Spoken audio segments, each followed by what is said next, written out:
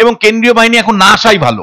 আমি বলছি যে নির্বাচনে অন্ততপক্ষে কেন্দ্রীয় বাহিনী না আসলে তো বলতে পারবে যে কেন্দ্রীয় বাহিনী ছাড়া ভোট লুট হয়ে গেল। এখন শাসক দল তো কলার না, শাসক দল কলা উঁচু তুলে বলছে কেন্দ্রীয় বাহিনী তো ছিল, তারা কি করেছে, ইলেকশন কমিশন তো ছিল, তারা কি করেছে। যে 4টা নির্বাচনের ফলাফলের দিয়ে কি সরকার পরিবর্তন হতো না? 4টে নির্বাচনের ফলাফল দিয়ে বিরাট কোনো মানে রাজনৈতিক সমীকরণের পরিবর্তন না।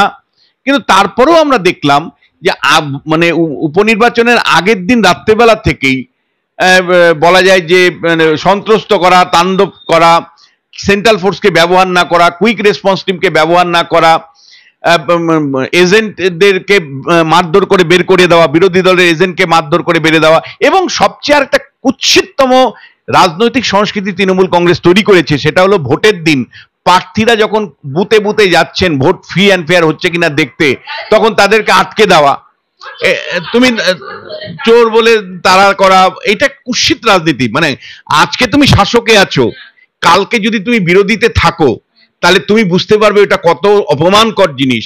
কোনো অ্যাকশন নেওয়ার ক্ষমতা কেন্দ্রীয় বাহিনীর নেই, এমনকি আই কার্ড চেক করার এখতিয়ার পর্যন্ত তাদের নেই।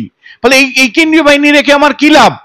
মানে এবং মানে আমার কুইক রেসপন্স টিমকে মানে যে রাস্তা, মানে তুমি ফোন করলে যে রাস্তা দিয়ে নিয়ে গেলে 10 মিনিটে পৌঁছানো যায়, ঘুরিয়ে তাকে নিয়ে যাচ্ছে 1 ঘন্টা পরে সেই কুইক রেসপন্স টিম পৌঁছচ্ছে।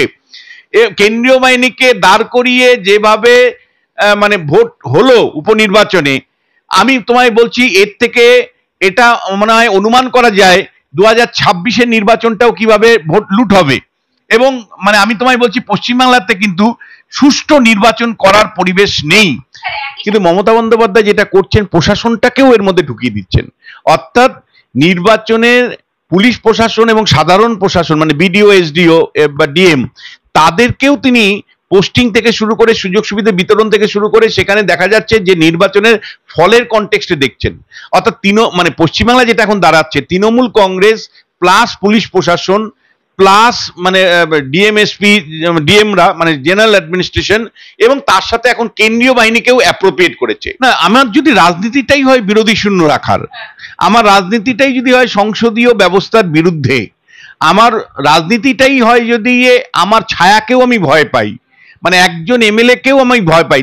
তুমি তো যুক্তিপূর্ণ কথা বলছো, যুক্তিপূর্ণ কথা তো মমতা বন্দ্যোপাধ্যায় বা তার দল তো মানে সেই অনুযায়ী চলছেন না। জয়ন্ত সিং এর যে অত্যাচার সেটাকে তিনি গুরুত্ব দিচ্ছেন না, তিনি কেবলমাত্র নির্বাচনের জায়গা থেকে এটাকে দেখছেন। মুখ্যমন্ত্রী রাজধর্ম পালন করতে পারছেন না, তিনি যে কায়দায় যেভাবে জয়ন্ত সিং এর মানে ভিডিওটা আসার পরে সেটাকে নিন্দা করবেন, সেই নিন্দা তিনি করছেন না, তিনি কেবলমাত্র তার দল এতে ক্ষতিগ্রস্ত হতে পারে সেই ভাবনা আসলে মুখ্যমন্ত্রী। আবারও তোমায় বলছি, রাজ্যে মমতা বন্দ্যোপাধ্যায় কিন্তু তৃণমূলের মুখ্যমন্ত্রী হয়েই থাকলেন, রাজ্যের মুখ্যমন্ত্রী হতে পারলেন না। রীতিমতো দেখা যাচ্ছে উপনির্বাচনের ফল আমরা আশাই করেছিলাম হয়তো এই রকমই ফল হবে, সত্যি এতটা খারাপ। বিরোধীদেরকে কি অনুবীক্ষণ যন্ত্র নিয়ে দেখবো বলুন তো? আমার বলতেও খুব খারাপ লাগছে। অনুবীক্ষণ যন্ত্র আমরা খোঁজার চেষ্টা করছি, কারণ পাওয়াও যাচ্ছে না। কারণ বিরোধীদেরকে কি করে দেখবো বলুন তো এইভাবে যদি ভোট হতে থাকে? সব থেকে একটা গুরুত্বপূর্ণ বিষয়, 4টে কেন্দ্রে ভোট ছিল, 4টে রীতিমতো বিধানসভায় ভোট ছিল। মুখ্যমন্ত্রী তো দেখতে পারতেন একবার সুযোগ দিয়ে বিরোধীদেরকে, তারা কোন জায়গায় আছে। 1.5 বছর না হলে তাদেরকে একটু সহ্য করতেন, তারা যদি ভালো ফল করতো, তারা যদি খারাপ ফল করতো সেটাও বুঝতে পারতেন। 26-এর আগে আপনার পালস, মানুষ কি চাই, ভোটটা তো নির্বিঘ্নে হতে দিতে পারতেন না। এটাই আমাদের কথা। আমার সঙ্গে রয়েছে রাজনৈতিক বিশ্লেষক বিশ্বনাথ চক্রবর্তী, স্যারের সাথে কথা বলবো।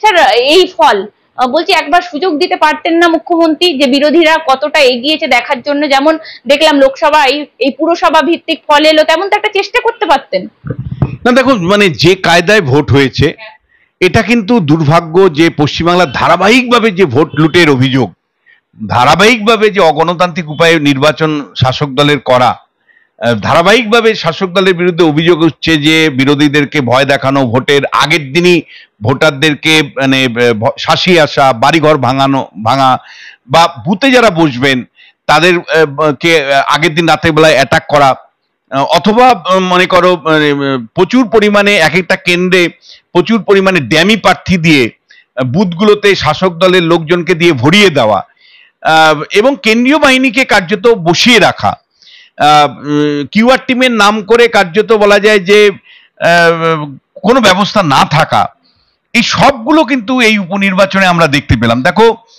ফলের থেকেও আমার কাছে গুরুত্বপূর্ণ যে নির্বাচনটা কি করে হলো। বারবার মানে তোমরা তখন ছোট ছিলে, বাম আমলে চিৎকার করতাম, দিনের পর দিন বলতাম যে একটা সুষ্ঠু নির্বাচন চাই, স্বাধীনভাবে নির্বাচন চাই।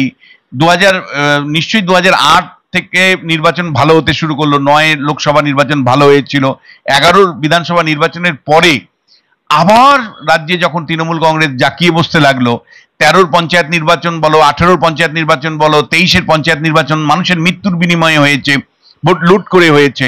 একইভাবে 14 লোকসভা নির্বাচন বলো, 19 লোকসভা নির্বাচন, এইবার যে নির্বাচন হয়ে গেল 24 সালের, একই অভিযোগ। মানে একের পর এক এলাকা জুড়ে যেটা দেখা গেছে যে, যেমন ধরো মানে 7টা বিধানসভা নিয়ে একটা লোকসভা, একটা বিধানসভায় ভোট লুট করার জন্য যেন আগের থেকেই তৈরি হয়েছিল। যেমন ঘাটালের ক্ষেত্রে আমরা জানতাম কেশপুরে ভোট লুট হয়ে যেতে পারে, দিনের শেষে দেখা গেল 1 লাখের উপরে ভোটে জিতেছে দেব জিতেছে। মানে আমরা আরামবাগের ক্ষেত্রেও দেখেছি যে চন্দ্রকোনায় ভোট লুট হয়ে যেতে পারে, কার্যত সে তাই ঘটলো। এরকম একটার পর একটা বিধানসভা ধরে আমি তোমায় বলতে পারি, যেমন ধনেখালিতে ভোট লুট হওয়ার সম্ভাবনা ছিল, সারাদিন ধরে মানে লকেট চট্টোপাধ্যায় পড়ে থাকলেন ধনেখালি, কিন্তু ভোট কিন্তু লুট আটকাতে পারলেন না।